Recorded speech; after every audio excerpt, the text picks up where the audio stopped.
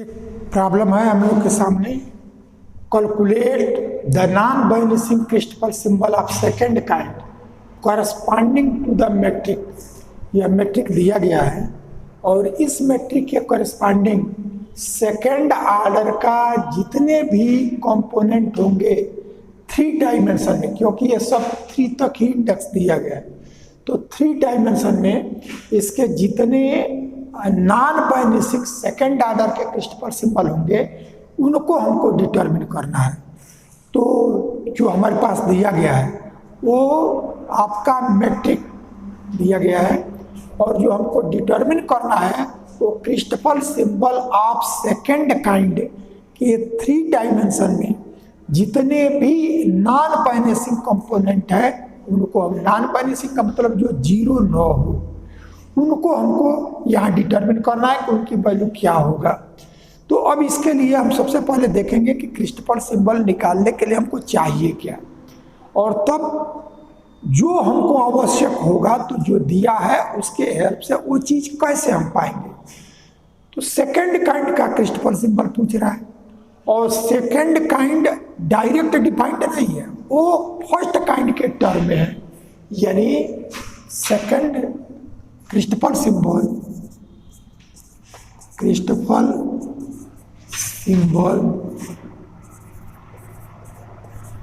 Of second kind is defined as, ये Christoffel symbol हमने ले लिया IJK, तो ये फर्स्ट काइंड के टर्म में रिलेट होता है और उसकी वैल्यू GI। अब यहाँ कोई एक दूसरा इंडेक्स, क्योंकि G पर हमेशा 2 ही इंडेक्स रहेंगे, फंडामेंटल टेंसर है, तो यह GI और सेकेंड काइंड को फर्स्ट के टर्म में जो रिलेट किया गया था वो आपको ध्यान होगा डिफिनेशन में। यहाँ कोई एक इंडेक्स हमने जो यहाँ 9 आया हो वो ले लेते हैं, तो जो यहाँ लेंगे वही हमारा ये फर्स्ट काइंड का फर्स्ट इंडेक्स होगा और जो ये 2 बचा है वो हम ऐसा लिख लेंगे। तो इस तरह से ये सेकेंड काइंड का फर्स्ट काइंड में इस तरह से डिफाइंड है। अब इसकी वैल्यू आप देखो तो यह GIH और हाफ, ये जो डिफाइंड है वो हमारा डिफाइंड है del XJ plus del XK minus del XH। जो आपका सिंगल होता है वो माइनस के साथ आता है और जो दोनों एक साथ होते हैं उसका पार्शियल डेरिवेटिव हमारा प्लस के साथ आता है। और तब यह डेल G, अब 3 इंडेक्स में जो आ गया वो छोड़ देंगे, जो बाकी बचा उसको लिख लेंगे। तो J आ गया तो HK ऐसा आ गया, फिर यह डेल G, K आ गया HJ और डेल G H आ गया JK। तो ये हमारा फार्मूला हो गया। अब हम जो चाहिए उसको लिखा और जैसे डिफाइंड है उसकी डिफिनीशन को लिख लिया, फिर ये कैसे डिफाइंड है तो उसकी डिफिनीशन ये है। यानी हम ये देख रहे हैं कि क्रिस्टल सिंबल सेकेंड काइंड की वैल्यू निकालने के लिए 2 चीज़ें हमको चाहिए। पहला कि जो यह G आपका कोवेरिएंट में, यहाँ G की वैल्यू कोवेरिएंट में भी चाहिए और G की वैल्यू कंट्रावेरिएंट में भी चाहिए, दोनों ही चाहिए। तो G की वैल्यू कोवेरिएंट में और G की वैल्यू कंट्रावेरिएंट में, ये हमको चाहिए। जब तक ये नहीं रहेगा तब तक इसकी वैल्यू को नहीं निकल पाएगा। तो उसके लिए हम क्या करेंगे कि हमारा ये मैट्रिक दिया गया है, इसी मैट्रिक में देखो यह dx1 का स्क्वायर है, इसका मतलब dx1 इंटू dx1 और dx1 है तो उसके पहले जो आता है वो g11, इसका मतलब g11 की जगह यहाँ 1 आया हुआ है तो g हमारा 11 आ गया। फिर इसमें यह dx2 का स्क्वायर है तो dx2 इंटू dx2, तो अब यहाँ g22 आएगा, तो g22 की जगह पे यहाँ दिया है x1 का स्क्वायर, तो ये g22 निकल आया। उसके बाद से dx3 स्क्वायर है तो इसके पहले आएगा वो g33, तो g33 की जगह आया x1 का स्क्वायर साइन स्क्वायर। ये कई बार कंफ्यूजन हो जाता है, ये इसको x स्क्वायर समझ लेते हैं आप, लेकिन ये x स्क्वायर नहीं है, वो हमारा x2 है। जैसे x1 x2 x3 x y z को हमने x1 x2 x3 डिनोट किया है, वैसे हमारा यह x2 जो y के लिए आया है। अब ये स्क्वायर जब रहेगा तो देखो, जैसे यहाँ x1 स्क्वायर है तो ब्रैकेट बंद करके, देखो ये x2 स्क्वायर है तो ब्रैकेट बंद करके, तो जब तक केवल पावर में लिखा है तो उसका मतलब वो इंडेक्स है, लेकिन जब पावर जहां उसकी जरूरत होगी तो उसको ब्रैकेट के ऊपर लिखेगा। तो अब हमारा G33 यहाँ आ गया, तो इसी मैट्रिक के लिए हमको क्रिस्टोफर सिंबल निकालना है, तो इसके लिए G11 1 आ गया, G22 x1 का स्क्वायर आ गया, G33 x1 का स्क्वायर साइन स्क्वायर x2 ऐसा आ गया। अब जो इसमें नहीं है, जैसे हमारा dx1 dx2 नहीं है, इसका मतलब G12 0 हो गया, इसलिए वो 0 को नहीं लिखा है, तो शेष जितने बचे हैं वो सब हमारे 0 हो जाएंगे। तो अब हम क्या करेंगे कि यहाँ से इसको 1 ले लें, इसको 1 ले लें। अब हमने जो जरूरत थी उसको लिखा, और उसके लिए जो हमको डिटरमिन करना पड़ेगा उसको एक एक करके देखेंगे। तो given metric is ds square x1 dx1 का स्क्वायर को लिख लो dx1 ऐसा लिख लिया, प्लस x1 का स्क्वायर dx2 फिर यहां से x1 का स्क्वायर साइन स्क्वायर x2, यह dx3 और dx3 ऐसा आ गया। तो दिस इंप्लाई G11 ये 11 है तो यह G11 उसकी जगह इसमें 1 दिया है, यह 1, ये G22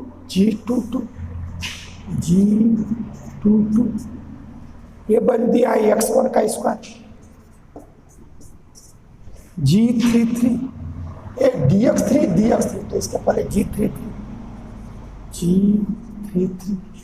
तो ये आ गया x1 का स्क्वायर साइन स्क्वायर x2 ऐसा। तो अब हमने अब जो शेष वैल्यू है यानी G12 G21 फिर G13 G31 या G23 G32 इक्वल टू 0, जो डिफरेंट है वो हमारा 0 आ गया। या इसी को लिख सकते हो RGIJ equal to 0 if I is different from J। तो हमारा G11 G22 G33 ये निकल आया, और जो GIJ जिसमें हमारा डिफरेंट है वो सब हमारा 0 हो गया, तो वो वैल्यू 0 हो गया। अब आप देखो, अब आपको ये कंट्रावेरिएंट में भी चाहिए वैल्यू, तो कंट्रावेरिएंट में निकालने के लिए आपको मालूम है कि GIJ कोवेरिएंट सब निकल आया, तो कोवेरिएंट रहे तो कंट्रावेरिएंट निकालने के लिए कोफैक्टर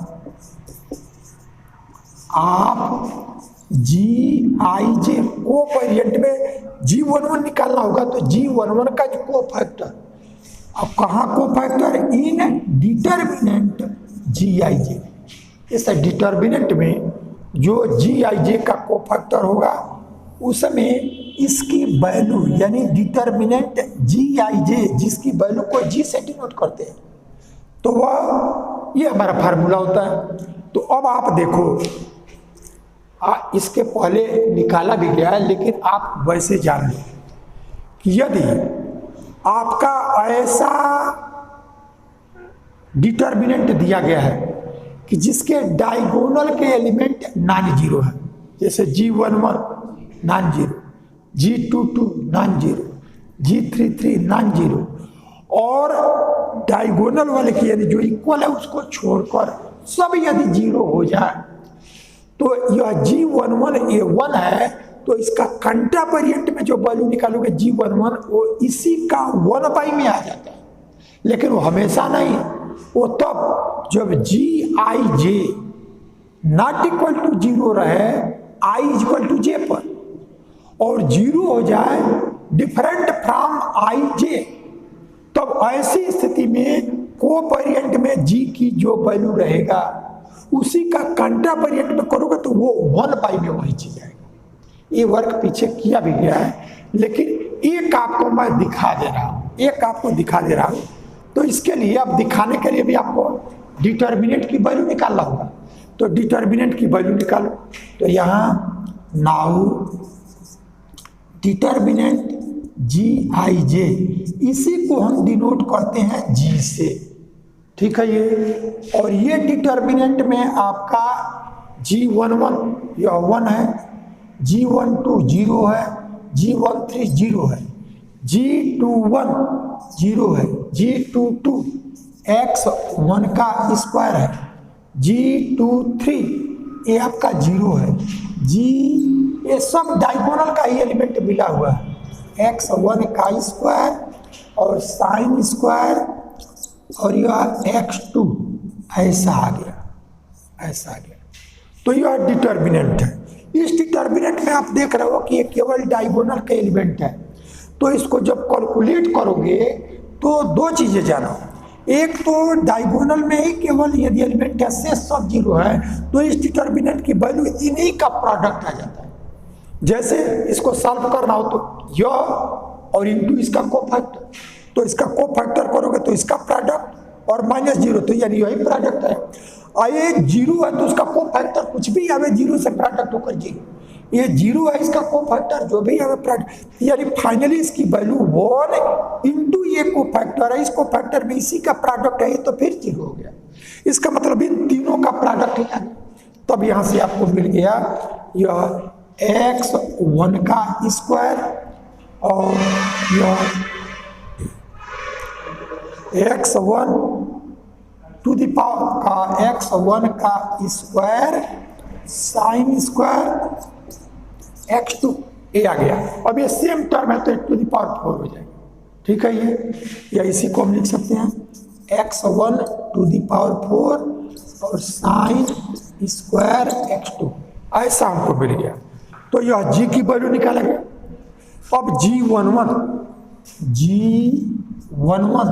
तो जब G11 लिखेंगे तो कोफैक्टर आप G11 लिखेंगे और upon the value of determinant x1 to the power 4 और साइन स्क्वायर x2 ऐसा। अब cofactor of G11, cofactor of G11 देखो ये इसी का कोफैक्टर, तो यह रो और यह कॉलम समान तो यही आएगा, यदि ये आ गया x1 to the power 4, x1 to the power 4 और साइन स्क्वायर x2 इसका कोफैक्टर है upon the value of determinant, तो वैल्यू ऑफ डिटर्मिनेंट है x1 टू द पावर 4 और साइन स्क्वायर x2 यानी यह 1 आ गया। तो अब आपने देखा कि G11 इसकी वैल्यू 1 है, तो ये G11 1 है तो इसका कंट्रावेरिएंट में जब लिया तो वो वैल्यू इसी का 1 में आ गया। और ऐसे ही जब G22 का निकालोगे तभी हमारा 1/x1 स्क्वायर आ जाएगा। तो सिमिलरली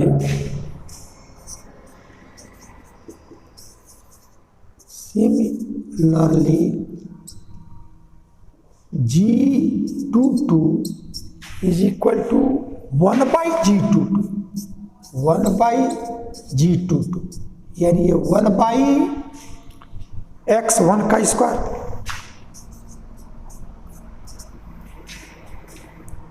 एंड G33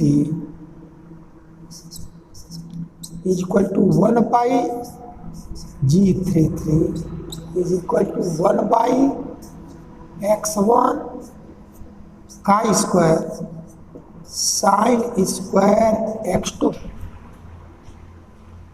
तो अब देखो एक बारी आपको दिखाया गया, लेकिन फाइनली आपको ये ध्यान में रखना, आपको एग्जाम में करना होगा, तो ये सब दिखाने की कोई जरूरत नहीं।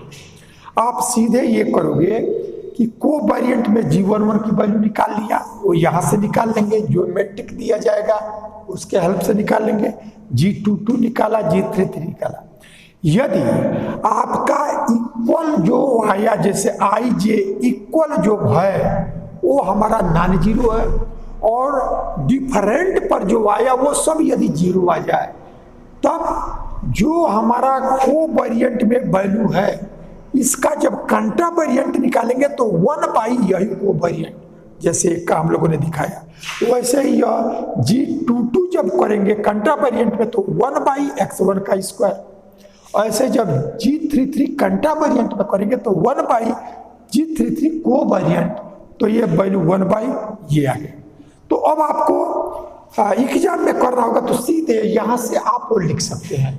कैसे आता है एक प्रॉब्लम में हमने बता दिया। तो अब आप यहाँ से एक कंट्रावेरिएंट, जो हमको कंट्रावेरिएंट में क्यों निकाला, क्योंकि ये कंट्रावेरिएंट में यहाँ आया है तो इसकी जरूरत है। अब आगे का जो वर्क है उस पर आप ध्यान दें कि हमारा जो नॉन जीरो वैल्यू आया है वो केवल 3 तक ही आया है। ये 3 डायमेंशन 4 डायमेंशन है कुछ कहा नहीं है, लेकिन जब इसके आगे की सारी वैल्यू जीरो हो गई तो आपका जब यह जीरो आ जाएगा तो आगे का सब जीरो हो जाएगा। वो 3 डायमेंशन 9 का है तो भी, यानी हमको ये सारा 3 डायमेंशन में ही उसको कंसीडर करना है, आई जे के 3 तक ही वेरी करेगा। तो अब आप देखिए ये वैल्यू हम लोगों ने निकाल लिया, यानी हम लोगों ने यहाँ से क्या निकाला कि निकाल लिया गया, फिर जहाँ जरूरत होगी उसको लिखेंगे। तो अब आप देखिए ये निकाला, अब आपको इसकी वैल्यू निकालनी है। तो यदि तुम्हारा यह आई जे के 1 से 3 तक वेरी करे तो इसके टोटल जो कंपोनेंट होंगे वो कंपोनेंट आपके 27 हो जाएंगे, क्योंकि देखो ए आपका यह 1 के साथ ये 2 है और 3 है, तो जब केवल 2 रहेगा तो वो n स्क्वायर होता है। केवल जब 2 रहता है, जैसे जी आई जे है चाहे ए आई जे है, तो y को रो ले लो और j को कॉलम ले लो, तब वो हमारा वो टोटल n स्क्वायर आएगा। तो 3 तो करोगे तो ये केवल तुमको जैसे यह 1 2 1 3 3 आया, फिर उसके बाद से 2 1 2 2 2 3 3 आया, फिर 3 1 3 2 3, तो n स्क्वायर यानी 3 यहाँ है तो 9 यहाँ आ गया, और 1 के साथ है 9, 2 के साथ 9, 3 के साथ 9, तो यानी 27।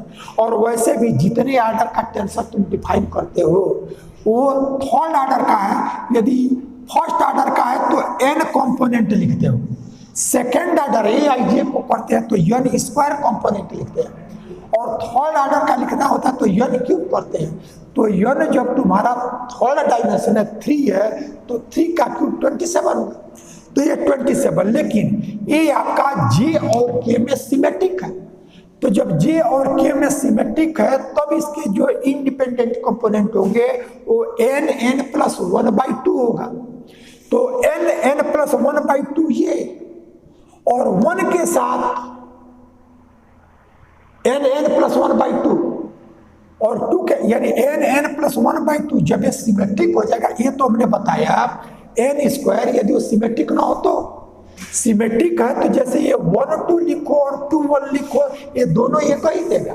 तो जैसे आपका यह 1 2 है ये, और यह 1 यह 2 1 है, ये दोनों एक ही वैल्यू, क्योंकि इसमें लोअर इंडेक्स में सिमेट्रिक होता है। तो जब ये सिमेट्रिक, तब यह तो n स्क्वायर में 2 काउंट हुआ, लेकिन ये सिमेट्रिक है, इसलिए अब ये 2 नहीं है, एक ही होगा। तो जब 1 हुआ तब हमारा ये n स्क्वायर की जगह ये कंपोनेंट देगा n प्लस 1/2, यानी 3 और 3 प्लस 1 और बाई 2, यानी ये 6 आया, यह 6 है। तो अब हमारा n स्क्वायर जो था अब वो केवल इसके फार्मूले से 6 आया, अब 9 नहीं रहा, 6 रहा। तो अब देखो 6 रहा ये 1 के साथ, और फिर 2 के साथ 6 और 3 के साथ 6। जो तुम्हारा जब सिमेट्रिक नहीं था तो ये 9 दे रहा था, तो 1 के साथ 9, 2 के साथ 9, 3 के साथ 9, तो 27 हो रहा था। और जब ये 6 ही है, क्योंकि ये 1 2 और 2 1 ये दोनों 1 हो गया, 1 3 3 1 1 हो गया, और 2 3 और 3 2 यह 1 हो गया। इसका मतलब जो ये 3 जो हुए वो 3 जो हुए वो इक्वल हो गए, 1 2 2 1, ये 2 है तो अभी 1 कम हो गया, और 1 3 3 1, फिर तब 4 में अब तब 2 ही रह गया, और उसके बाद से ये 2 3 और 3 2, तो जो ये 6 था वो आपका 3 ही रहा। इक्वल वाला जैसे 1 1, ये 1 1 2 2 और 3 3, तो 6 हो गया आपका। तो इस तरह से ये वैसे जनरल फार्मूला कि सिमेट्रिक है तो n प्लस 1/2, तो ये 6 होगा। और i हमारा 1 रहे तो 1 के साथ 6, 2 के साथ 6 और 3 के साथ 6, तो यानी 3 × 6 18 हुआ। यानी टोटल इसके जो इंडिपेंडेंट कंपोनेंट होंगे वो 18 हुए। ठीक है। ये अब आपको निकालना है कि इसमें नॉन बाइनेसिक जो है उसी को डिटरमिन करना है। तब हमारा इस क्वेश्चन का अब तक जो भी किया गया वो कोई कठिन काम नहीं है, और आगे भी कठिन नहीं है, लेकिन उसका जो ट्रिक है वो नहीं जानेंगे तो कठिन हो जाएगा। अब क्या है कि आप जब किसी का बुक उठाओ, किसी राइटर का, किसी पब्लिशर का, तो आगे इसके इंडिपेंडेंट कंपोनेंट जो हैं उसको लिख दिया और लिख के वैल्यू निकाल दिया। लेकिन किसी भी राइटर के बुक को देखोगे तो जो नॉन बाइनेसिक हो गया वो क्यों हो गया, हमारा जो बाइनेस कर गया वो क्यों किया, उसका रीजन कहीं नहीं है। तो या तो आप रटो कि यही होगा, और नहीं तो फिर उसको जानना होगा कि जो नॉन जीरो है वो यही क्यों है, शेष क्यों नहीं। तो उसके लिए एक ट्रिक है, उस ट्रिक से आप एक लाइन में समझ जाओगे, लेकिन वो ट्रिक से पहुंचने से पहले आपको वो आइडिया कैसे आई वो चीज आपको जानना जरूरी है। तब अब हम एक कंसीडर करने जा रहे हैं कि इसका जो 18 कंपोनेंट होंगे, तो उस 18 में केवल नॉन जीरो, यानी जो जीरो हो जाए उसको छोड़ देना है। नॉन जीरो कौन कौन से हैं केवल उसी को हम डिटरमिन करें। अब हम क्या करें, 18 को निकालें और लास्ट में रिजल्ट उसमें पावे कि पहले को निकाला गया, लास्ट में उसका जीरो आ गया, तो टाइम तो हमारा उतना वेस्ट हो गया। तो हम सिर्फ क्यों ना उन्हीं पे विचार करें जो जीरो होने वाले नहीं है। लेकिन हम जानेंगे कैसे कि ये जीरो होने वाला नहीं है, तो रिजल्ट निकालने के बाद जो वैल्यू निकालेंगे तब हम देखेंगे कि वो जीरो आ गया, तब ये हमारा व्यर्थ हो गया कि हम नॉन बाइनेसिक नहीं हुआ। तो मुख्य इस क्वेश्चन का जो बात है वो ये है, हाउ टू डिटरमिन नॉन बाइनेसिक second kind of Christopher simple. तो उसको एक बार देखो, पहले हम आपको बता रहे हैं कि उस ट्रिक तक तो कैसे पहुंचेंगे, लेकिन जो हम प्रोसीजर बता रहे हैं वो आपको जानने के लिए, एग्जाम में वो आप लिखो वो जरूरी नहीं है। जैसे आपको अभी हमने बताया कि G11 है, तो G11 कंटा वेरिएंट में लिखोगे तो 1/G11 वो वेरिएंट का हो जाएगा, तो डायरेक्ट आप लिख लोगे। लेकिन कैसे आया वो आपको जानने के लिए कि आप सेटिस्फाई हो जाए, तो वो चीज आपको बता देंगे। अब वैसे ही ये आपके जो 18 होंगे उसमें नॉन बाइनेसिक कौन कौन से होंगे वो जानने के लिए कैसे आप जानोगे, तो पहले देखो ये 1 2 3 तक आई भी वेरी कर रहा है, जे भी वेरी कर रहा है, के भी वेरी कर रहा है। तो आपकी 3 स्थितियां होंगी। एक तो ये तीनों डिफरेंट हो, वाली स्थिति ये तीनों डिफरेंट हो, दूसरा एक डिफरेंट हो, दो इक्वल हो, तीसरा तीनों इक्वल हो। तो इन तीनों इक्वल पर, तीनों डिफरेंट पर क्या होगा, एक डिफरेंट दो इक्वल पर क्या होगा और तीनों इक्वल पर क्या होगा। इस चीज को आप जब जानोगे तो ये चीजें हमको क्लियर हो जाएगी। अब ऐसे देखो, इसकी जो वैल्यू निकालना है वो इस पर डिपेंड करता है, इस पर डिपेंड। तो हम इसका देखें कि ये नॉन वाइनेसिंग कौन कौन सा है, तो ये जो नॉन वाइनेसिंग होगा उसके करस्पॉन्डिंग ये भी नॉन वाइनेसिंग आएगा। अब इसकी वैल्यू देखो, ये जो हमने लिखा यहां एच जे के जो ये वैल्यू है, इसमें हमको नॉन वाइनेसिंग कौन कौन देगा ये जानने के लिए पहले तीनों को डिफरेंट ले लो। तो जब तीनों को डिफरेंट ले लिया, यानी H different from J different from के, तीनों ही स्थिति होगी कि तीनों अलग अलग रहे, एक डिफरेंट और दो इक्वल हो जाए, या हमारा तीनों इक्वल हो जाए। इसके बाद चौथी स्थिति नहीं है। तो एक एक पर देखो, पहला हमने देखा तीनों डिफरेंट हो गया, तो तीनों डिफरेंट हो गया, तब उस स्थिति में आएगा आपका हाफ, यही वैल्यू ए, यह डेल जी एच के अपान डेल एक्स जे, और plus del G H J upon del X K, और माइनस डेल जी जे के और अपान डेल एक्स एच, यही हमारा है। अब आप देखो, आपका जब इक्वल है तभी ये वैल्यू नॉन जीरो है, लेकिन जब ये डिफरेंट हो गया तब ये वैल्यू हमको जीरो दे देगा। तो अब आप यहां देखो कि जब ये एच और के, हमने पहला स्थिति लिया कि ये तीनों डिफरेंट हो, तो जब एच और के डिफरेंट है तो डिफरेंट पर तो इसकी वैल्यू जीरो हो गया। ये एच और जे जब डिफरेंट है तो डिफरेंट पर वैल्यू जीरो, यानी जब डिफरेंट रहेगा तब इन सब की वैल्यू जीरो आ गया। तो हमने यहां ये देख लिया कि तीनों डिफरेंट पर इसकी वैल्यू नहीं निकालना, तीनों डिफरेंट को नहीं निकालना है, क्योंकि जब तीनों डिफरेंट रहेगा तो ये वैल्यू जो जी के पास ही आएगा, ये जब तीनों डिफरेंट है तो ये भी हमारा डिफरेंट आएगा, ये भी डिफरेंट आएगा, ये भी डिफरेंट, और डिफरेंट पर इसकी वैल्यू जीरो दिया गया, तो इसलिए हमारा डिफरेंट पर वैल्यू नहीं आने वाला। ठीक है, ये पहली चीज हम समझ गए कि डिफरेंट नहीं लेना है।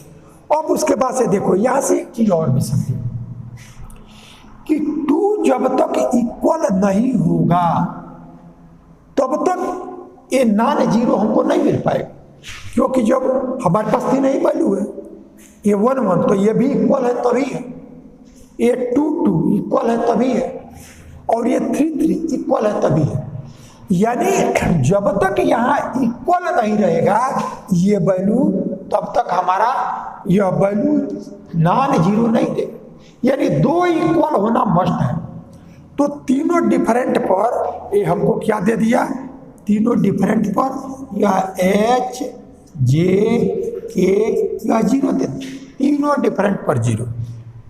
ये क्यों जीरो दे दिया कि जब तीनों ये डिफरेंट रहेगा तो ये दो डिफरेंट होंगे, ये भी दो डिफरेंट होंगे, ये भी दो डिफरेंट होंगे, और डिफरेंट पर इसकी वैल्यू यह जी आई जे ये आपका जीरो हो गया है if I is a different from जे।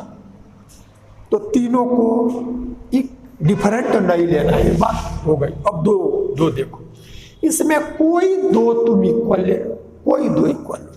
जैसे हमने सपोज कर लिया कि जे is equal to K, J is equal to K, if J is equal to K, ऐसा है। तो जब जे इज इक्वल टू के लोगे तब यह वैल्यू एच जे के, इन दोनों को इक्वल लिया तो हमने दोनों को जे जे ही लिख लिया। ठीक है, ये तब यह वैल्यू हाफ, और यह डेल जी डेल एक्स जे और जी एच जे, इसी में जहाँ जहाँ के है उसको जी जे लिख दो। तो डेल एच के की जे जे रहा प्लस डेल एच जे और डेल एक्स जे, और माइनस डेल जी जे जे और डेल एक्स एच ए दो हमने इक्वल ले लिया तो ये आ गया। ठीक है, ये तो दो इक्वल पर देखो, इसमें जे और के इक्वल है तो उसको इक्वल हमने कर दिया है, तो जो इक्वल है जैसे इक्वल है वो इक्वल आया है, और जो डिफरेंट है वो हमारा डिफरेंट। तो देखो फिर ये जीरो हो गया, फिर यह जीरो हो गया, ये सब जीरो हो गए। आपका आया क्या? आया ये आपका जिसमें ये दोनों इक्वल है। इसका मतलब जब दो इक्वल रहेगा तब उसकी वैल्यू हमको मिलेगा, क्योंकि दो इक्वल पर है, ये दो इक्वल पर है। अब यहाँ इक्वल पर आपकी दो स्थितियां हुई, इक्वल पर भी आपकी दो स्थिति हुआ कि यहाँ से या तीन, ये जे जो इक्वल है दोनों वन हो जाए, दोनों टू हो जाए। इक्वल पर तीन स्थिति आई, तीन है ये, तो या तो ये दोनों, अब ये वैल्यू हमारा जीरो हो गया क्योंकि डिफरेंट पर ये वैल्यू जीरो हो गया। तब हमको आया या माइनस हाफ डेल जी जे जे अपान डेल एक्स एच। अब दो इक्वल पर वैल्यू हमको मिलेगा, लेकिन इसमें भी देखो क्या है, ये आपका 1 देगा, 2 देगा, 3 देगा। ठीक है, ये तो 1 देगा, 2 देगा, 3 देगा, तो दोनों में ये जब G11 रहे, पहली स्थिति देखो G11, तो G11 1 है, तो जब ये 1 आ जाएगा तो यह x1 h की वैल्यू 1 लो, तो x1, 2 लो, x2, 3 लो, x3, तो यह G11 कांस्टेंट है, तो इसलिए x1 के रिस्पेक्ट में डेरिवेटिव, चाहे x2 के रिस्पेक्ट में डेरिवेटिव, चाहे x3, ये सब जीरो आ गया। इक्वल पर जब कांस्टेंट आ गया तो उसकी वैल्यू हमारा जीरो आ गया। ठीक है, ये तो यानी इक्वल तो होगा लेकिन दोनों वन नहीं हो सकता। ठीक है, ये हमको इक्वल इसमें लेना है, लेकिन दो इक्वल वन नहीं लेंगे। क्यों वन नहीं लेंगे? कि जब दोनों को वन लोगे तो इसकी वैल्यू 1 दिया है, लेकिन यह अकेले नहीं है, ये डेरिवेटिव है, तो कांस्टेंट का किसी के रिस्पेक्ट में चाहे x1 हो, चाहे x2 हो, चाहे वो डेरिवेटिव तुमको जीरो दे देगा। तो पहली बात हमको मिला कि इक्वल तो दो रहेगा तभी हमको नॉन जीरो मिलेगा, लेकिन वो इक्वल 1 नहीं होगा। तो जब 1 नहीं होगा तब हम पहला केस ले लिए कि हमारा ये जो लेंगे उसमें दो इक्वल 1 नहीं लेंगे, तीनों अलग तो लेंगे ही नहीं, वो जीरो हो गया।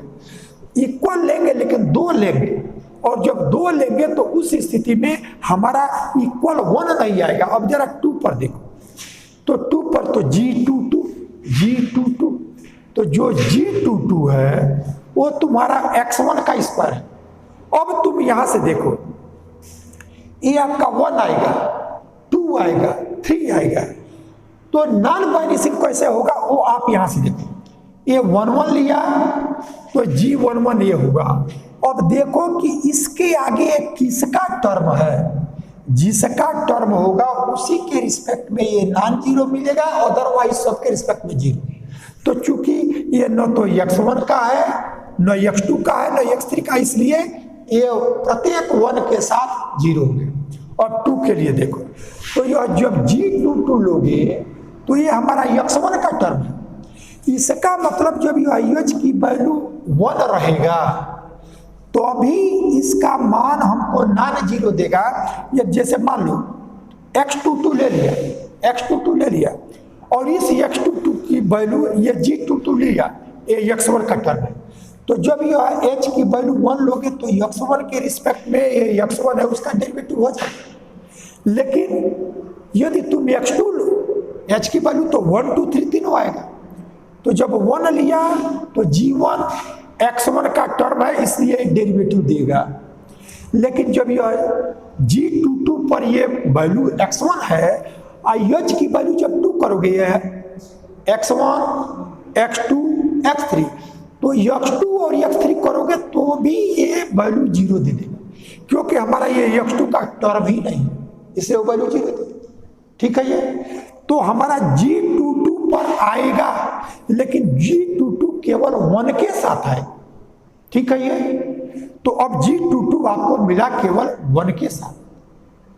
अब आप इक्वल में अब G33 देखो, तो अब नॉन वानिशिंग को करते जाओ, यानी हमको ये वैल्यू जो नॉन जीरो मिला तो वह 2 इक्वल 1 के लिए नहीं लिया, एक हमारा यानी नॉन वानिशिंग क्रिस्टोफर सिंबल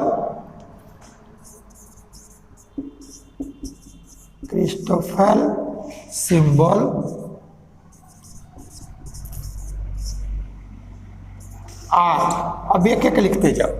तो हमारा 2 इक्वल वाला नहीं आया, जो 0 हो गया उसको छोड़ दो। ये हमारा G22 जब 2 इक्वल था तो ये आया है, 2 इक्वल होने पर आया है। लेकिन किसके लिए आया है? केवल जब यह H की वैल्यू 1 हुआ तो, क्योंकि H को 1 करोगे तो X1 आएगा, और यह G22 X1 का ही टर्म है। तो इसलिए हमारा जब H केवल 1 रहेगा उसी के लिए नॉन वानिशिंग है, ठीक है ये। अब जरा दोनों इक्वल 3 लेके देखो, एक बार 1 इक्वल लिया, एक बार 2 लिया, एक बार 3 लिया, तो 3 तो G33 देखो X1 का भी टर्म है और X2 का भी टर्म है। इसका मतलब जब यह H की वैल्यू 1 आएगा तो भी इसका डेरिवेटिव हमको मिलेगा, और जब H की वैल्यू 2 आएगा तो भी हमारा मिलेगा, लेकिन 3 के साथ नहीं मिलेगा, क्योंकि इस G33 में X3 का कोई टर्म नहीं, ठीक है ये। यानी हमको यहां से A33 इक्वल पर मिला, लेकिन किसके साथ? 1 के साथ, और 3 इक्वल रहा तो मिला, लेकिन 2 के साथ। क्लियर है ये? अब आप देखिए, अब तीनों इक्वल हो गया, हमने 2 पे विचार किया, तीनों डिफरेंट हो, एक डिफरेंट 2 इक्वल हो, तो 2 इक्वल पर भी हमने देखा कि कौन कौन से नॉन वानिशिंग होंगे, वो चीज आप देखा। अब तीनों इक्वल कर लो, तो इफ I = J = K, ऐसा करो। तो जब तीनों इक्वल करोगे तब आपका यह वैल्यू देखो, ये I ऐसा है। तो हाफ जब तीनों वही है तो del GI upon del XI plus del GI upon del XI minus del GI upon del XI, यही आपका बचा तीनों इक्वल होने पर, ठीक है ये। अब ये 2, एक प्लस है और एक माइनस, तीनों इक्वल ही है, तो ये 2 तो कैंसिल, आपका बचा क्या? बचा आपका half del GI upon del XI, ठीक है ये तीनों इक्वल पर ही आया। अब आप देखो, यदि ये तीनों को इक्वल में 1 लो, ठीक है ये, तो 1 लोगे तो यह G11 और यह X1, तो G11 X1 का टर्म नहीं है, इसलिए वो हमारा 0 हो गया। फिर उसके बाद तीनों इक्वल में 2 होगा, तो G22 X2, तो G22 आपका X2 का टर्म नहीं है, X2 का होता तो ना 0 देता, इसलिए हमारा तीनों इक्वल 2 भी नहीं ले सकते। अब यदि 3 लो तो G33, तो यह X3, तो यह G33 में आपका X3 का भी कोई टर्म नहीं, इसलिए हमें देख रहे हैं कि तीनों इक्वल में ये 2 इक्वल तो है, तो ये नॉन जीरो है, लेकिन ये जिसके रिस्पेक्ट में डेरिवेटिव है उसका टर्म नहीं है, इसलिए डेरिवेटिव 0 दे देगा। तो यानी जब G ये 1 करोगे तो एक कांस्टेंट है G11 की वैल्यू, इसलिए X1 के रिस्पेक्ट में डेरिवेटिव 0, और G22 केवल ही X1 का टर्म है, इसलिए जब इसको 2 लोगे तो इसको भी 2 ही लेना पड़ेगा, तो X2 का कोई टर्म इसमें नहीं है, इसलिए वो भी 0, और जब तीनों को 3 लोगे तो G33 यहाँ आएगा, तो ये भी I3, तभी ये तीनों इक्वल होगा। तो G33 के साथ है 3, तो G33 में x1 का टर्म है, x2 का टर्म है, x3 का नहीं है, इसलिए तीनों इक्वल भी हम नहीं ले सकते। तो आपका नॉन वानिशिंग यही आया। ठीक है ये। अब आप देखो इतना वर्क तुमने किया, लेकिन सीधे आपको नॉन वानिशिंग का जब आपको निकालना होगा तो कैसे निकाल लोगे? तो ये इतना, लेकिन उस चीज को डायरेक्ट बताते तो आपको समझ में नहीं आता। अब आप एग्जाम में जब आपको लिखना होगा तो सीधे आप लिखोगे, कैसे? उस चीज को समझो। यही से कि जब दो इक्वल है तभी ये नॉन जीरो है, और यदि डिफरेंट हो जाए तो सब जीरो आ गया। तो इसका मतलब नॉन जीरो के लिए इक्वल होना चाहिए। तब यहीं से देखो, दो हमारा इक्वल रहे, तो दो इक्वल रहेगा तो ये जो डेरिवेटिव है, ये डेरिवेटिव जो तुम्हारा है वो 1 2 3 तक आएगा, x1 x2 x3। तब आप देखोगे कि जब G11 है तो इसमें x1 का भी टर्म नहीं आया, x2 का भी नहीं आया, x3 का भी टर्म, इसलिए x1 के रिस्पेक्ट में भी इसका डेरिवेटिव, x2 के रिस्पेक्ट में भी डेरिवेटिव, x3 के रिस्पेक्ट में जीरो। इसलिए हमारा ये डबल वन जो है वो किसी के साथ डेरिवेटिव रखोगे जीरो दे देगा। तो इक्वल दो चाहिए, लेकिन वन हमको नॉन जीरो नहीं देगा। अब आप देखो G22, तो G22 केवल x1 का टर्म है, इसलिए इसका डेरिवेटिव जब केवल x1 के रिस्पेक्ट में होगा तभी नॉन जीरो मिलेगा। तो 2 इक्वल लोगे तो वो केवल 1 के साथ ही देगा, तो इसीलिए 2 इक्वल तो 1 के साथ। फिर यहां से G33, तो जब G33 लिया तो ये 2 इक्वल रहने पर ही नॉन जीरो। तो अब देखो x1 का टर्म है, इसलिए इसका x1 के रिस्पेक्ट में जब डेरिवेटिव करोगे, क्योंकि ये जो वैल्यू है केवल इसका नहीं है, इसके डेरिवेटिव की वैल्यू है, तो केवल ये नॉन जीरो हो उससे काम नहीं चलना है, इसका डेरिवेटिव नॉन जीरो होना चाहिए। तब आप देखोगे कि जो दो इक्वल लोगे वो जिसका टर्म होगा उसी के रिस्पेक्ट में डेरिवेटिव नॉन जीरो होगा। तो हम जब G33 ले लेंगे तो ये 1 के साथ नॉन जीरो और 2 के साथ नॉन जीरो। इसका मतलब अब सब कुछ भूल जाओ, एक चीज एग्जाम के लिए तुमको ध्यान में रखना है, G11 x1 का टर्म नहीं है, x2 का टर्म नहीं है, x3 का टर्म नहीं है, इसलिए डबल वन को हम न 1 के साथ, न 2 के साथ, न 3 के साथ नहीं लेंगे, क्योंकि इनके साथ जीरो होने वाला है। और लास्ट ये बता रहे हैं वही तुमको लिखना है। ये कैसे इस चीज को हम पाए वो आपको प्रोसीजर हमने बताया। तो ये हमारा x1 का टर्म नहीं, x2 का टर्म नहीं, x3 का टर्म नहीं, तो डबल वन के साथ हम कोई वैल्यू लेंगे वो जीरो देगा, नॉन जीरो नहीं देगा, तो डबल वन नहीं लेना है। फिर आपका डबल 2, तो डबल 2 केवल ही x1 का टर्म है, तो जब यह x1 के रिस्पेक्ट में डेरिवेटिव होगा तभी नॉन जीरो होगा, x2 के रिस्पेक्ट में, x3 के रिस्पेक्ट में वो भी जीरो हो जाएगा। इसका मतलब ये डबल 2 तो रहेगा लेकिन केवल 1 के साथ रहेगा, तो ये डबल 2 केवल 1 के साथ। अब डबल 3 में आपका x1 का है तो इसका x1 के रिस्पेक्ट में डेरिवेटिव नॉन जीरो देगा, तो डबल 3 1 के साथ। और फिर ये डबल 3 में x2 भी है, तो इसलिए डबल 3 के साथ 2 भी है। अब इसमें हमारा 3 का टर्म नहीं है, 3 के टर्म में इसका डेरिवेटिव करोगे तो जीरो दे दो। इसलिए ये कैसे आ गया वो सीधे हम इसको देखें जो नॉन जीरो है, और जिसका टर्म है x पर वही लिखने पर वो नॉन जीरो देगा, तो उसके साथ वही वैल्यू हमसे मिलेगी। ठीक है, ये बात समझ में आई। तो अब आप देखिए वाइनिशिंग फर्स्ट टर्म आया,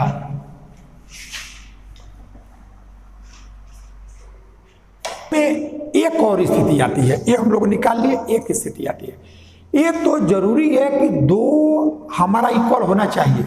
तो अब इसमें देखो यहां ये 2 इक्वल हो जाए या यहां भी ये इक्वल हो सकता है, यहां भी इक्वल, जैसे हमारा 2 यहां आ जाए और 1 यहां आ जाए, उस स्थिति में भी, क्योंकि इन दोनों को इंटरचेंज करोगे, जैसे आई जे के, अभी एक वैल्यू निकालते हैं तो थोड़ा सा और स्पष्ट।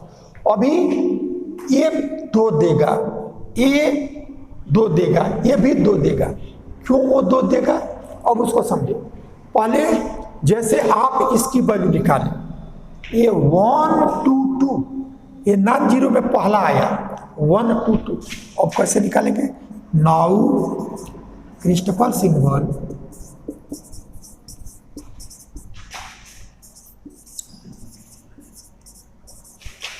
ऑफ सेकेंड काइंड,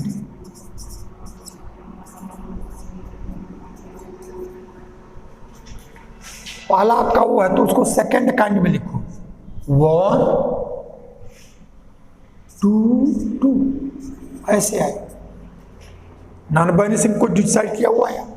अब इसकी वैल्यू को देखो, इसकी वैल्यू के लिए क्या करो कि यह जी, ये जो रहता है उसको लिखते हो, इसके बाद एच लिख लेते हो, और जो एच यहाँ लिखोगे वो यहाँ भी आएगा, और यह 2 2 ऐसा।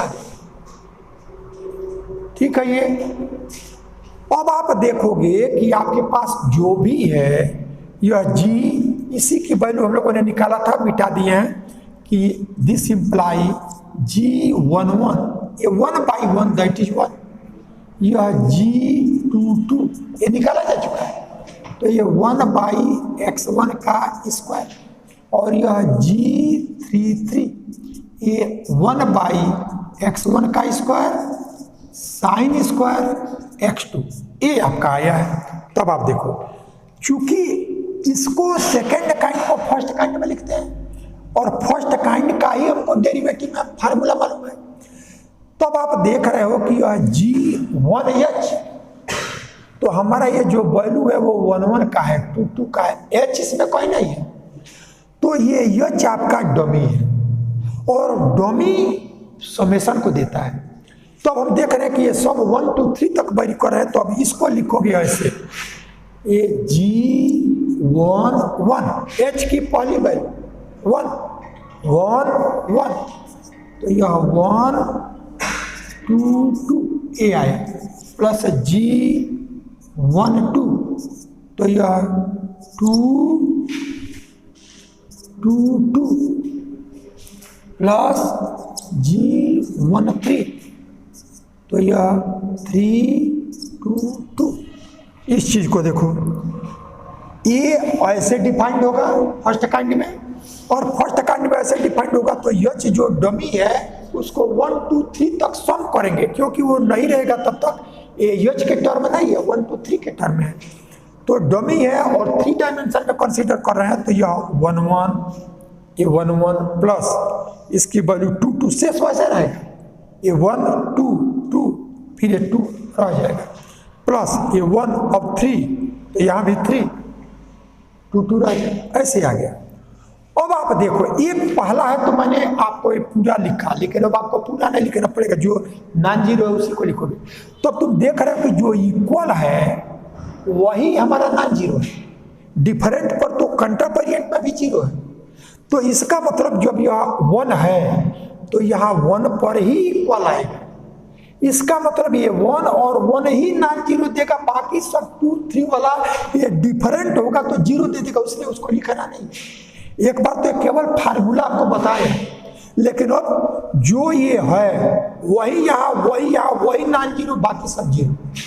ठीक है ये, तो अब ये वैल्यू G1 2 ये जीरो, क्योंकि डिफरेंट पर ये जीरो, तब आपको यह मिला, तो G1 1 इसकी वैल्यू 1, यह 1 ये है। ठीक है, अब देखो इसकी वैल्यू तुम डायरेक्ट लिखोगे, अभी हम करके दिखाएंगे, लेकिन डायरेक्ट जब लिखोगे तो क्या लिखोगे कि जो ये पहला है उसके रिस्पेक्ट में h की जगह यह वैल्यू, और जो ये 2 है डेल G22 इसकी यही नॉन वानिशिंग आएगा और सब वानिश हो जाएगा। अब ये चीज हमने कैसे लिख दिया उस चीज को आप देखो एक बार, यहाँ से समझने के लिए, ये एक बार आप समझ जाओगे तो फिर बाकी का आपको वैसे लिख जाना होगा।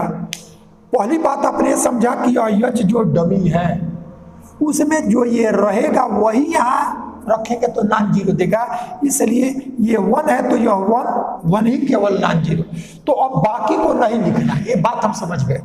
वैसे इसका जब वैल्यू लिखोगे इसका, तो क्या फार्मूला देगा ये देगा क्या आपको? ये देगा 1 2 2, यह देगा हाफ ए डेल x2, यही आई की जगह है, प्लस डेल x2 और माइनस डेल x1, अब यह डेल g, ये 2 आ गया तो 1 2, डेल g, ये 2 आ गया तो 1 2, और माइनस डेल g, अभी आया तो 2 2। अब देखो ये डिफरेंट है, ये डिफरेंट है तो ये सब जीरो।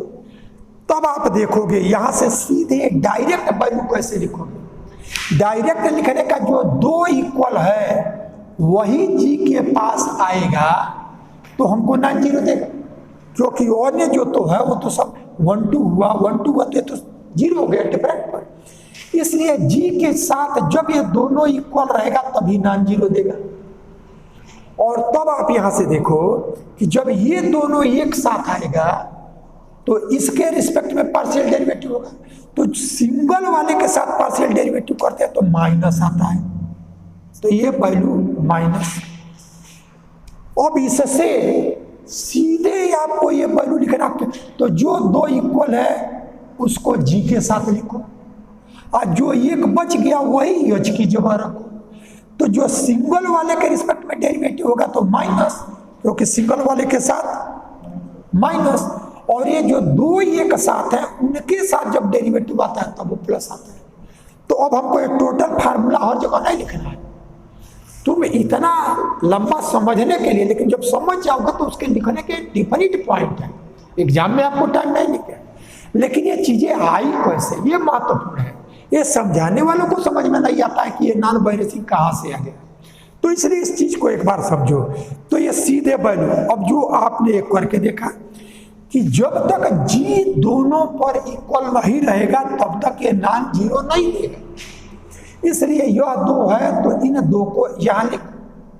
तब जो अब बचा, जो जी के साथ आ गया, अब जो बचा उसी के रिस्पेक्ट में डेरिवेटिव आएगा, तो इसके साथ डेरिवेटिव आएगा, तब ये सिंगल वाला है तो उसके साथ माइनस देता है। तो अब हम सीधे इसकी वैल्यू यह लिख लेंगे, सब कुछ करने की कोई जरूरत नहीं। इसकी वैल्यू यहां से minus del by del x1 और g22 x1 का स्क्वायर, x1 का स्क्वायर यानी माइनस 2x1 ऐसा है। x1 का स्क्वायर x1 के रिस्पेक्ट में, तो यह 2x1 माइनस है तो माइनस, ठीक है। ये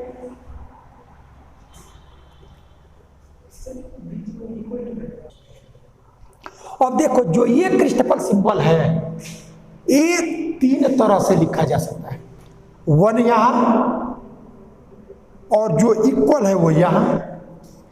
यदि इसको तुम इंटरचेंज करो तो ये सिमेट्रिक है, तो इसलिए इसको यहां लिखो या यहां लिखो तो इससे इसकी वैल्यू फर्क नहीं आएगा। लेकिन इसी को तुम यह 2 यहां करो और 1 यहां करो और 2 यहां करो, ये इससे डिफरेंट हो गया, ठीक है। ये तो इसको देखो कि कितने तरह से लिखा जा सकता है। तो इस अब जो इक्वल है वो दो तो छोड़ दो, जो डिफरेंट है वो कहाँ कहाँ आएगा? डिफरेंट यहां आ सकता है तो इक्वल वाला यहां आया, डिफरेंट को तुमने यहां किया तब इक्वल वाला ये बचा। अब इसके बाद डिफरेंट को यदि तुम यहां करोगे तो इक्वल वाला ही आएगा, तो इसके बाद डिफरेंट को करोगे यहां 2 2 1, डिफरेंट वाले को यहां रखा, फिर यहां रखा और फिर यहां रखा। तो अब देखोगे कि ये लोअर इंडेक्स में सिमेट्रिक होता है, तो ये 1 2 को चाहे 2 1 करो, ये दोनों वैल्यू सेम है, इसलिए ये 2 नहीं है, ठीक है। ये तो 2 ही इंडिपेंडेंट देगा। ये इक्वल वाला या ये जो डिफरेंट है वो यहां रहे या इन दोनों में किसी एक जगह पर, क्योंकि इसको यहां रखोगे तो वही वैल्यू देगा जो यहां रखने पर देगा, ठीक है। ये यानी ये क्रिस्टफल सिंबल जो डिफरेंट है वो दो तरह से देगा। डिफरेंट वाला सिंगल और वो डिफरेंट वाला यहाँ लोअर में है। ठीक है, ये स्थिति तो इसका 3 होगा, 1 यहाँ 1 यहाँ 1 यहाँ, लेकिन ये सिमेट्रिक होने के कारण इक्वल है, इसलिए 1 ऊपर या दोनों जो इक्वल है उनमें किसी एक की जगह पर ये दोनों डिफरेंट हो गए। ठीक है, ये तो अब एक आपका यहां से ये मिल गया, ये मिला, ये भी हमारा डिफरेंट है और नॉन वानिशिंग है। अब इसकी वैल्यू तुमको निकालना होगा, तो देखो सीधे कैसे निकालोगे, सीधे कैसे लिखेंगे इस बात को ध्यान में रखो। अब आप देखो, जब तक 2 इक्वल नहीं आए, एक तो समझने का तरीका वैसे है, तो ऐसे टाइम टेकिंग है। अब सीधे कैसे लिख सकोगे वो ट्रिक समझो, कि जब तक 2 इक्वल नहीं आएगा तब तक ये जी हमारा नॉन वानिशिंग नहीं देगा। तब तुम क्या कर लो कि डेल G2 2, ये 2 इक्वल है 2 2, तो जो जी के साथ आ गया, अब जो बचा उसी के रिस्पेक्ट में डेरिवेटिव, तो आपका यह x1 इसके रिस्पेक्ट में डेरिवेटिव। तो जिसके रिस्पेक्ट में तुमको डेरिवेटिव करना है, जैसे देखो ये यहां किया, तो जो 2 इंडेक्स है, इस बात को यहां एक बार और ध्यान दो, यह सिंगल इंडेक्स था, तो सिंगल वाले के रिस्पेक्ट में डेरिवेटिव करने पर माइनस आएगा, लेकिन जो ये 1 आया जो लोअर में आए, तो ये लोअर में दोनों को लिखते हैं, तो इसके साथ प्लस, जो 2 एक साथ आएंगे उसके साथ प्लस, तब यह x1 जब यहां आया तो प्लस देगा हाफ, यह वैल्यू। ये बात समझ में आई? देखो ये जो लिखोगे जो इक्वल है वो जी के साथ आएगा, तब हमको ये नॉन जीरो देगा। तो जो यहां आ गया जो बचा वही h की जगह है, तो हमारा बचा 1, तो ये हमारा h की जगह है। अब आप देखोगे कि जो हमारा यह 1 ऊपर था, तब इसकी वैल्यू को यहां किया गया, तो इस x1 के रिस्पेक्ट में जो डेरिवेटिव था, ये x1 के रिस्पेक्ट ऊपर वाला मिटाया गया है, तो जो सिंगल में है, सिंगल वाले के साथ डेरिवेटिव माइनस आता है, सिंगल वाले के साथ, और जो 2 एक साथ आता है वो दोनों प्लस में। ठीक है, ये तो जब ये 1 2 वाले के साथ है तब इसके लिए प्लस आएगा। ठीक है, ये अब इतना ये तुमने किया है, लेकिन अभी भी तुमको क्लियर रहो तो देखो कैसे करोगे। ये चीज डायरेक्ट आपको बताया, लेकिन इसको समझने में दिक्कत हो तो तुम इसको कैसे समझोगे। जैसे देख लो, ये आपका यह 2 केवल समझाने के लिए 2 1 2 ये वैल्यू है, तो इसकी वैल्यू G2H, लेकिन देख रहे हो कि H में सबको नहीं लिखना है, जो ये इक्वल है वही हमको नॉन जीरो देगा। तो जो आपका डिफिनीशन है ये वैल्यू देखो, जब यहाँ 2 लिया यहाँ से यह, तो ये जब 2 था तो ये 2H, तो जब 2 है तो ये 2 रहेगा तभी ये नॉन जीरो देगा। अब ये 1, ये जब 2 रहा, जैसे फाइनली जो फार्मूला लिखते हो 2H H और 1 2, क्या है ये, तुम इसमें फार्मूला तुम्हारा ये है। अब यह 1 1 भी है, प्लस 2 2 भी है, प्लस 3 3 है, लेकिन सब नहीं लिखना, क्योंकि जब ये 1 करोगे तो G21 तो 0 हो जाएगा। ये जो है वही रखोगे तभी हमको नॉन जीरो मिलेगा। तो इसका मतलब यह 2 है तो यह 2 ही रखेगा, तो ये 2 और फिर यहाँ 2 और तब यह 1 2, तो यानी इसकी वैल्यू जो आया नॉन जीरो में G22 और यहाँ से 2 1 2 ऐसा है। ये वैल्यू एक ये G22 वाला छूटा हुआ है, पहले देखो इसको एक बार और समझो। इसको लिखो G2H और तब यह H1 2, ये दोनों एक साथ, लेकिन अब सब नहीं लिखना है, 2 है तो 2 वाला ही नॉन जीरो देगा। तब यह G22 और यहाँ से यह 2 2 1 2, अब ये वैल्यू देखो, जब इसके x1 यहां रहेगा तब G22 आएगा, x2 यहां रहेगा, डेरिवेटिव इसके रिस्पेक्ट में डेरिवेटिव प्लस इसके, तो दोनों प्लस में आता है। तो जिसके रिस्पेक्ट में करोगे जो बचेगा वो जी के साथ आएगा। तो x1 के रिस्पेक्ट में करोगे, x1 के रिस्पेक्ट में यहां से ये G22, तो ये टोटल फार्मूला लिखोगे तो हाफ, इसके रिस्पेक्ट में डेरिवेटिव, तो यह डेल x1। अब जो बचा वो जी के साथ 22 और प्लस डेल x2, तो यह x2। तब जो बचा G21 और माइनस डेल x2 जी, तो 1 2। अब देखो ये डिफरेंट जीरो, ये डिफरेंट जीरो, इसलिए आपको यही हम बताए हैं यहाँ डायरेक्ट फार्मूला कि आप क्या कर लो, यहाँ तो लिख लो। पहला तो ये सब में लिख रहा है 2 है तो 2h ये लिखा, लेकिन ये इक्वल वाला ही देगा तो यहाँ केवल 2 है तो यहाँ 2 ही लिखेंगे। ठीक है, ये अब ये सब लिखने की जरूरत नहीं है। जब तुमको ये 2g के साथ एक बार आएगा वही नॉन जीरो, तो देखो ये g जब 2 1 के साथ आया तो जो बचा उसके रिस्पेक्ट में पार्शियल डेरिवेटिव, और ये जिसके रिस्पेक्ट में पार्शियल डेरिवेटिव किया जब 2 1 साथ है उसको जब रखा तो ये प्लस देगा, तो अब से सब जीरो हो गए। तो इसलिए टोटल ये जितनी वैल्यू है उसको आप यहां समझ लिए, लेकिन सीधे इसको लिखना होगा तो कैसे लिखोगे? ये इसको लिखना है तब आप क्या कर लो कि सीधे यह वैल्यू ये जो आया यह 2 1 2, इसको जी जो ये वैल्यू है वही, और जो यहां दूसरे पर आया वह, और जो यह है वो यहां लिख लेंगे पहला वर्ग। अब इसके बाद सब नॉन वाइनिशिंग हो गए, रीजन कई बार बता दिया गया। अब इसकी वैल्यू को जब तक ये 2 इक्वल जो है वो एक साथ नहीं आएगा तब तक वो नॉन जीरो नहीं देगा।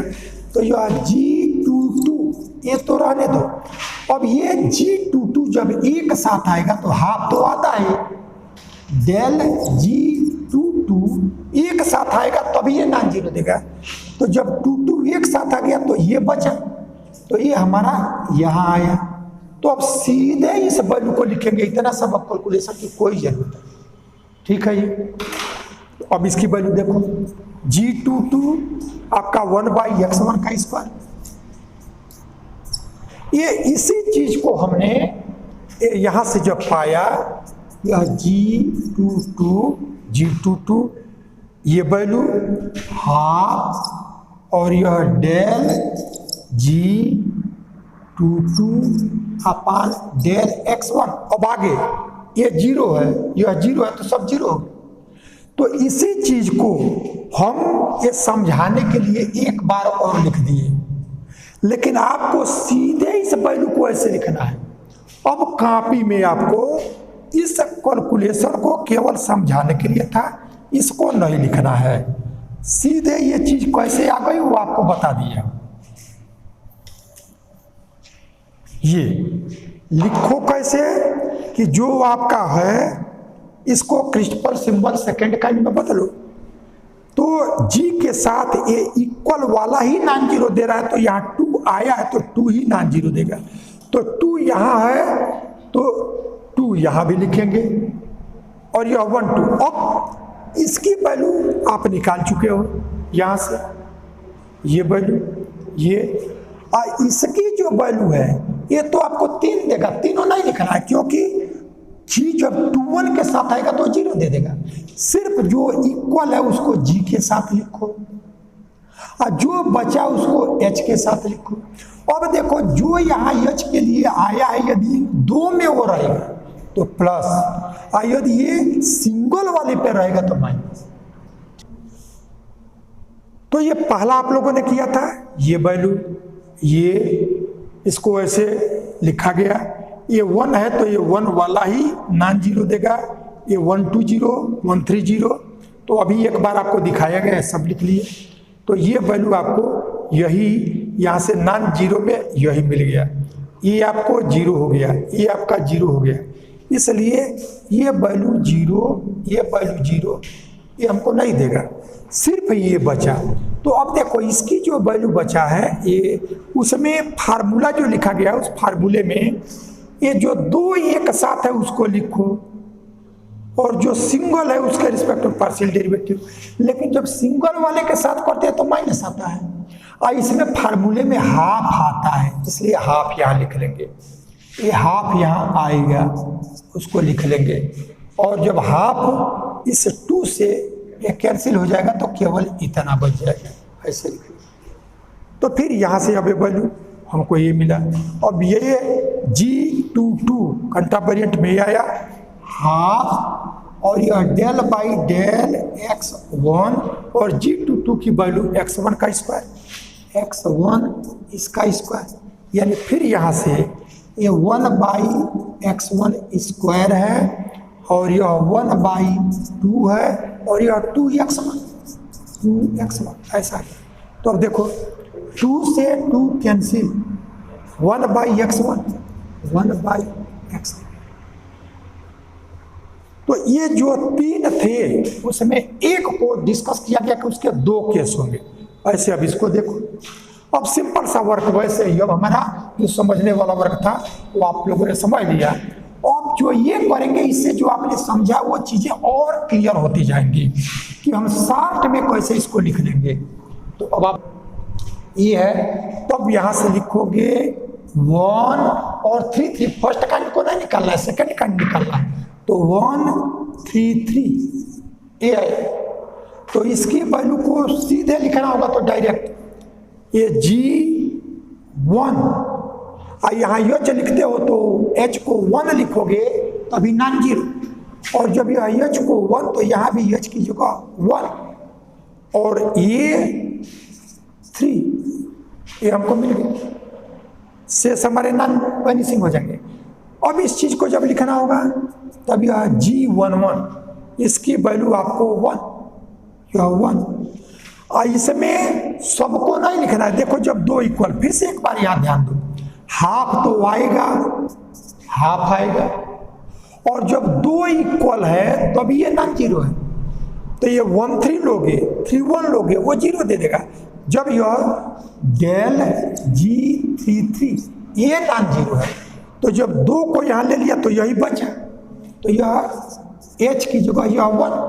लेकिन जब सिंगल वाले के रिस्पेक्ट में डेरिवेटिव आता है तो पहले माइनस आता है, पहले माइनस, बस इतना ही आपको ध्यान देना है। फिर ये वैल्यू देखो minus half del by del x1, और G33 आया x1 का स्क्वायर साइन स्क्वायर x2। तो इसको जब कैलकुलेट करोगे तो माइनस हाफ, ये x1 का टर्म है, ये x2 का है, तो यह तुम्हारा कांस्टेंट की तरह ट्रीट होगा। तो ये आ गया 2x1 और साइन स्क्वायर x2, ये x1 का नहीं है इसलिए कांस्टेंट, लेकिन ये x1 का टर्म है तो इसका डेरिवेटिव आ गया हमको ये वैल्यू, यानी फाइनली हमको माइनस x1 और साइन स्क्वायर x2। हमेशा ये ध्यान रखिएगा कि ये हमारे इंडेक्स हैं, x1 x के लिए आया है, x2 y के लिए आया है, x3 z के लिए आया है, ये स्क्वायर नहीं है, स्क्वायर रहेगा तो ब्रैकेट के ऊपर लगेगा।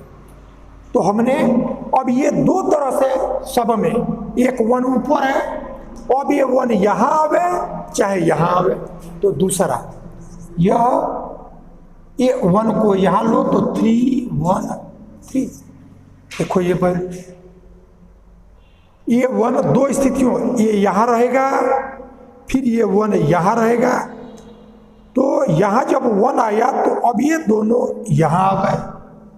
अब इसके बाद तीसरी स्थिति में जब इसको लाओगे तो 2 3 यहाँ आएगा, लेकिन 1 3 और 3 1 एक ही होता है, इसलिए 1 को या तो यहाँ लिखो या यहाँ दोनों वैल्यू से। अब इसकी वैल्यू देखो कैसे निकालेंगे, डायरेक्ट फार्मूले पर। ये 3 है तो जी तो इसके साथ 3 ही नॉन जीरो देगा, और जब ये 3 तो यह एच की जगह तो ये भी हमारा 3। अब इसको ले लिया, अभी आपका बचा तो यह बचा, तो यह 1 3 ऐसा है। अब यह G33 इसकी वैल्यू को निकाल चुके हो, 1/x1 का स्क्वायर साइन स्क्वायर x2 ऐसा है। अब देखो ये 3 देगा, लेकिन जब G पर 2 इक्वल रहेगा तभी हमको नॉन जीरो, तो यानी यह डेल G33 यही तरीका है लिखने का, जो इक्वल है उसको G के साथ लिखो तभी वो नॉन जीरो देगा, और जो बच गया उसके रिस्पेक्ट में डेरिवेटिव 1 बचा तो h की जगह 1 x1 जो बचा हुआ।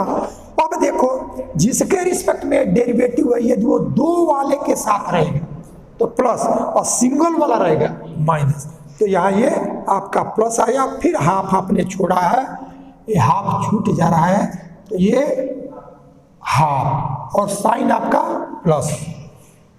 ये बात अब तो समझ में आ रही है। अब इसका डेरिवेटिव सिंपल सा कर लेना है, तो हाफ 1/x1 का स्क्वायर साइन स्क्वायर x2। अब del by del x1 G33 की वैल्यू लिखो, तो ये आपका x1 square sine square x2 ऐसा है, 1/2 1/x1 square sine square x2, और इसका डेरिवेटिव करोगे x1 का तो 2x1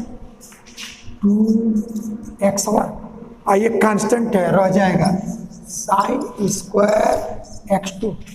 अब देखो 2 से 2 कैंसिल, x1 स्क्वायर है तो एक x1 बचेगा, साइन स्क्वायर x2 कैंसिल, यानी केवल आपका क्या बच गया 1/x1, तो ये आ गया 1/x1 sign square x2 cancel, 2 से 2 कैंसिल, x1 न्यूमरेटर में एक है, x1 का स्क्वायर डिनोमिनेटर में एक है, तो एक बच गया। तो हमने ये वैल्यू निकाल लिया। तो देखो प्रत्येक के साथ 2 आएंगे, इसको कर लिया, इसको कर लिया, अब इसके लिए भी 2 आएंगे, क्योंकि 2 यहाँ रहे, 2 यहाँ रहे, 2 यहाँ रहे, तो 2 यहाँ रहे या यहाँ रहे वो वैल्यू एक ही देगा, तो इसलिए 2 इंडिपेंडेंट हमको मिलेगा। अब लास्ट वाले के साथ देखो कैसे करेंगे। इतना आप लोगों ने कैलकुलेशन को समझा है, अब सीधे प्रत्येक को लिखना जानो। एग्जामिनेशन में ये इतना एग्जामिनर को नहीं समझाना है, समझाएंगे तो वो काट पीट के 0 कर देगा, इसलिए आपको सीधे कैसे लिखना है उस चीज को जानो। तो अब इसकी वैल्यू निकालना है। अब यह निकालने के लिए G ये 2 यहाँ है, H आता है, इसलिए H जब यह 2 रहेगा तभी ये इक्वल होगा, और जब यहाँ H 2 तो ये भी हमारा 2, अब ये 3 ऐसे आ गया। अब इसके वैल्यू को ये G22 ये वैल्यू 1/x1 का स्क्वायर 1/x1 का स्क्वायर। अब इसमें देखो जो इक्वल है हाफ छूट जा रहा है, हाफ को पहले ही लगा लो, जो इक्वल है उसको G के साथ ले जाओ, तो यह डेल G33 इक्वल आ गया। अभी आपका बचा तो वो हमारा H की जगह यहाँ है।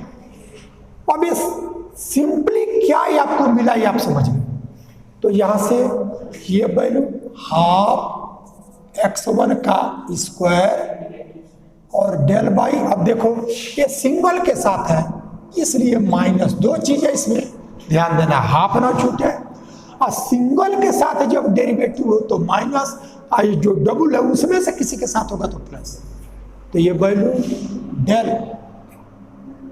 और अपान डेल x2 और G33 ये आया है x1 का स्क्वायर साइन स्क्वायर x2, तभी आया 1/2 ये माइनस